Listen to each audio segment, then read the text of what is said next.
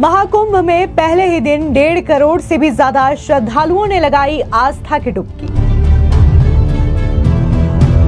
महाकुंभ में आई सबसे सुंदर साध्वी सोशल मीडिया पर छाई। साध्वी बनी हर्षा की असल सच्चाई आई सामने। दुनिया का सबसे बड़ा धार्मिक आयोजन महाकुंभ का पौष पूर्णिमा के पहले स्नान के साथ आगाज हो गया है। अब तक मिली जानकारी के मुताबिक तकरीबन 1.5 करोड़ श्रद्धालु आस्था की डुबकी लगा चुके हैं। संगम में डुबकी लगा रहे हैं। वहां पर जो श्रद्धालु हैं वो बहुत ज्यादा संख्या में आ रहे हैं और एक अनुमान के मुताबिक पहले दिन जिस तरीके से 1.5 करोड़ का आंकड़ा क्रॉस किया जा रहा है तो माना जा रहा है कि अभी ये आंकड़े रात होते होते तक और भी बढ़ सकते हैं। सुबह से ही प्रयागराज के घाटों पर भारी भीड़ देखने को मिली और श्रद्धालुओं में खासा उत्साह भी देखा जा रहा है। महाकुंभ 13 जनवरी से शुरू हुआ है और 26 फरवरी तक चलेगा। यह महाकुंभ 144 सालों के बाद आया है और बेहद खास माना जा रहा है। महाकुंभ का पहला अमृत स्नान 14 जनवरी यानी कि मकर संक्रांति के दिन किया जाएगा। लेकिन इस बीच सोशल मीडिया पर महाकुंभ की कई सारी वीडियो वायरल हो रही है। ऐसे में महाकुंभ में एक सबसे सुंदर साध्वी भी नजर आई है जिसने लोगों का ध्यान अपनी ओर खींच लिया है। बता दें कि सोशल मीडिया पर कई सारी इनकी जो वीडियो है वायरल हो रही है क्योंकि यहां पर वो साध्वी और पत्रकार के बीच में जो चर्चा हुई है वो सबसे ज्यादा लोगों के बीच में आकर्षण का केंद्र बना हुआ है। दरअसल आपको बता दें कि ये जो सबसे सुंदर दिखने वाली साध्वी है इनका नाम हर्षा बताया जा रहा है जो कि उत्तराखंड की रहने वाली है।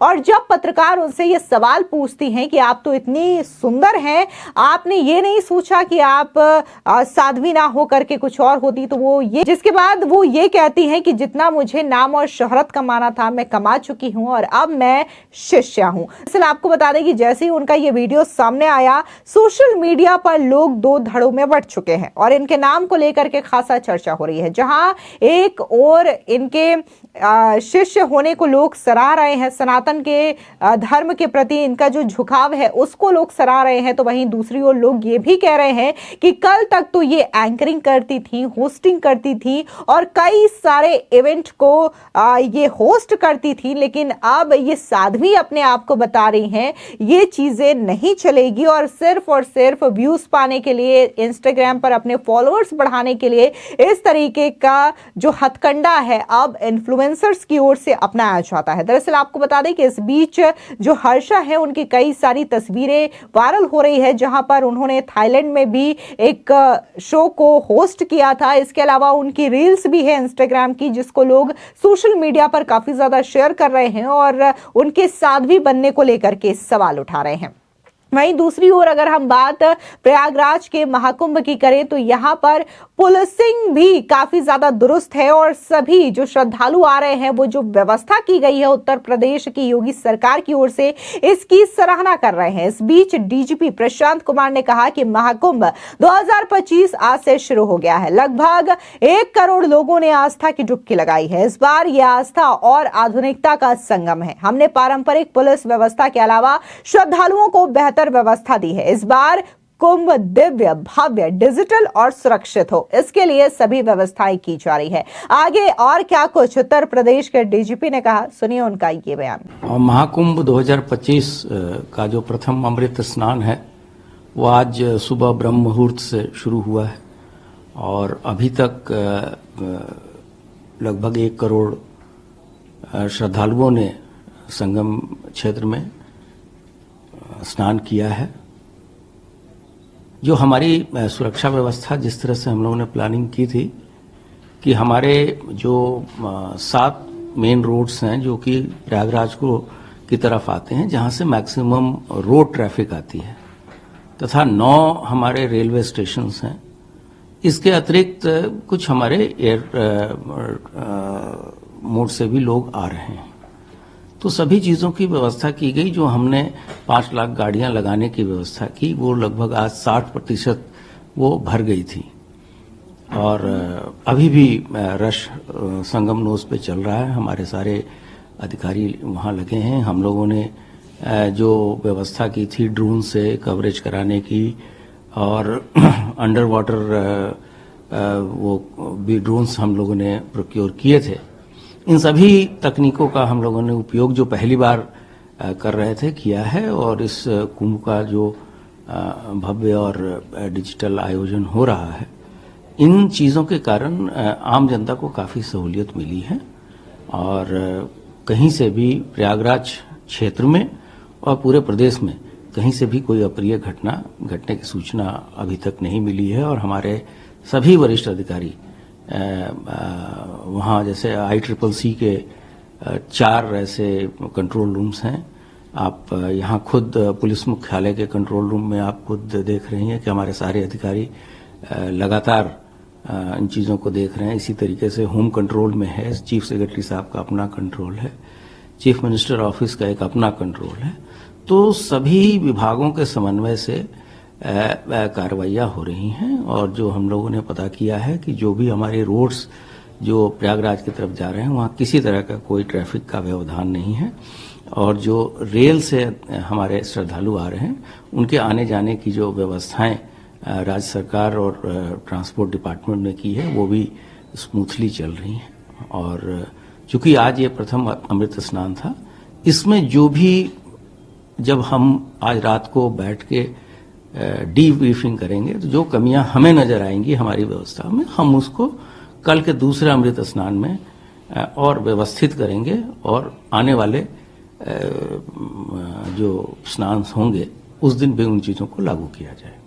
वहीं आपको बता दें कि जहां सुंदर साध्वी को लेकर के चर्चा हो रही है, तो वहीं दूसरी ओर एप्पल के को-फाउंडर स्टीव जॉब्स की पत्नी लॉरेन पावेल भी काफी ज्यादा चर्चा और सुर्खियों में छाई हुई हैं, क्योंकि उन्होंने भी महाकुंभ में हिस्सा लिया है और बाकायदा वो कल्पवास भी करेंगी। इसके अलावा उनके जो गुरु हैं स्वामी कैलाशानंद गिरी, उन्होंने भी उनके धार्मिक झुकाव को लेकर के क्या कुछ कहा, क्यों उन्होंने महाकुंभ में आना और कल्पवास करना उचित समझा, इस पूरी चीज को लेकर के क्या कुछ स्वामी कैलाशानंद गिरी का कहना है, सुनिए उनका ये बयान।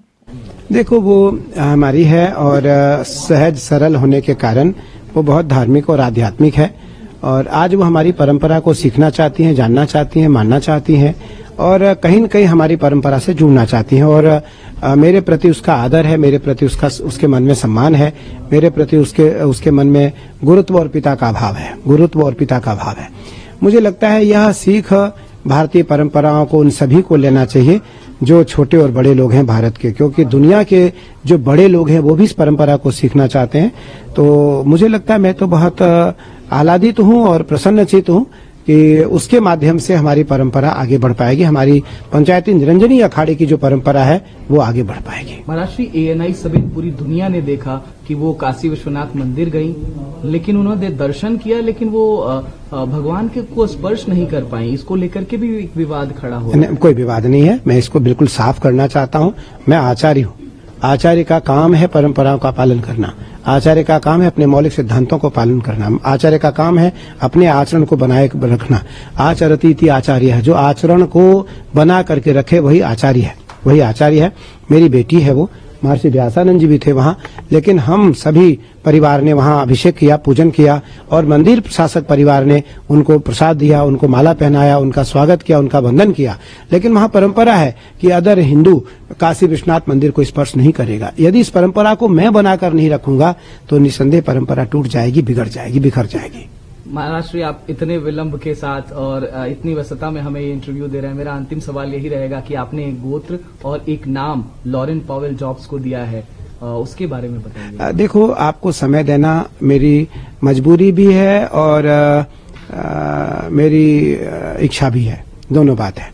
क्योंकि हमारी बात पूरी दुनिया में केवल आपके माध्यम से पहुंच सकता है और यह बात जरूर पहुंचनी चाहिए। कुंभ केवल संदेश है, कुंभ का अर्थ है पूरी दुनिया को सनातन परंपरा की एकता का संदेश देना, और वो आपके बिना नहीं जा सकता। इसलिए और आपके बगैर भी पूरा नहीं होता है हमारा। हाँ, तो आपके बिना और आपसे संवाद के बिना निसंदेह कुंभ अधूरा रहेगा। और वो उसको मैंने उसका नाम और गोत्र दिया, तो वो मेरी बेटी है, मेरे आश्रम की बच्ची है वो, और निसंदेह वो आश्रम से जुड़ के रहेगी परंपरा तक। उनके नाम और गोत्र के बारे में? उसको मैंने अच्युत गोत्र दिया, हमारा सन्यासियों का अच्युत गोत्र होता, और हमने उसका नाम कमला रखा। क्योंकि ज्योतिष के अनुसार उसकी जो गणना है उसके अनुसार उसका नाम निकला, तो उसके अनुसार उसका नाम क से निकला, तो मुझे सबसे अच्छा कमला लगा, तो मैंने उसका नाम कमला रखा और मैंने उसको अच्युत गोत्र दिया, अपना गोत्र तो दिया। अब क्या वो सनातनी हो गई, अब वो हिंदू हो गई, ये मान लें? पंचगव्य प्राशन कराया मैंने उसे, पंचगव्य प्राशन कराया, हमने उसके सारे संस्कार किए और उसके बाद हमने उसको नाम और गोत्र दिया है। तो धीरे धीरे मुझे लगता है वो हमारी पूरी परंपरा को समझ जाएंगी, जान जाएंगी और मानने लगेंगी। महाराज श्री बहुत धन्यवाद आपने जी समय देने जी, धन्यवाद।